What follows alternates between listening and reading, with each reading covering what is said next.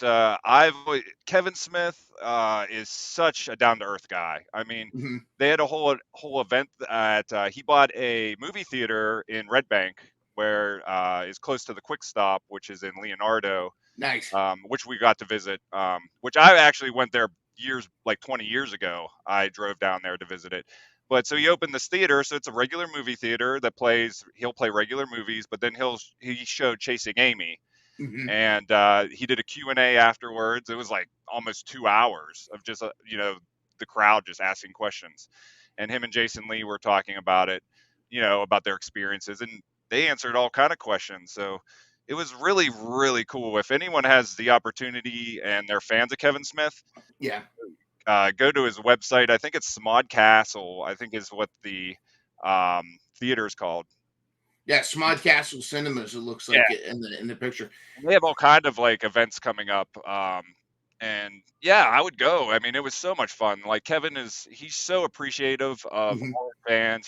He's like one of those people that are like, hey, I didn't even think I was going to get to this point. I can't believe these people like my movies. I mean, that's Well, I like the story too, and his like monologues. I've watched a oh my few of them. gosh. I mean, and he's so funny too. Like Yeah. he's not even trying to be funny, and I'm like crying, laughing.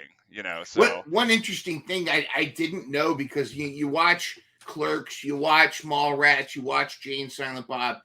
I always assumed he was a pothead, but I oh remember in one yeah, of his monologues, he said that he didn't really get into smoking pot he's until he's after the 38. success. Yeah, after he was already married, living in Los Angeles, and Yeah. I guess he and his wife they they ended up getting really high and ordering a bunch of food from Pink Dot. I just actually yesterday he put out a video through, I think it was just like People, like the magazine, Uh-huh. and it was about a half an hour, and he talks um, a lot about mental health. And just recently he went to a facility because he just needed help Yeah. mentally, and he a lot of trauma he went through as a kid. I really recommend anyone going out to watch it. It was really good. But yeah, I mean, he's like everyone else, we all have our hangups and we all have, issues we go through. And it's kind of like, you know, if you need help, you should probably go get it.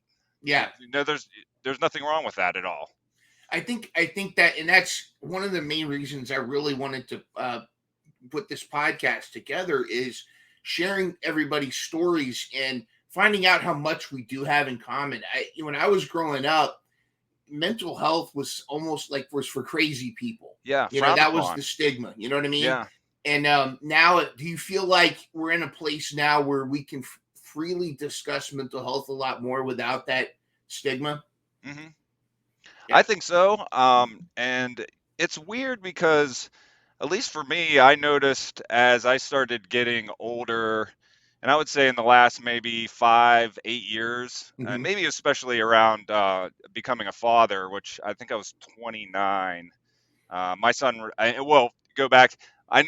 My son's name is Brodie, and we named him after Jason Lee's character. That's why I thought it was so cool to go down there and meet Jason Lee and Kevin Smith, Yep. because me and my wife picked his name from that movie. That movie meant so much to me growing up as a kid. And of course,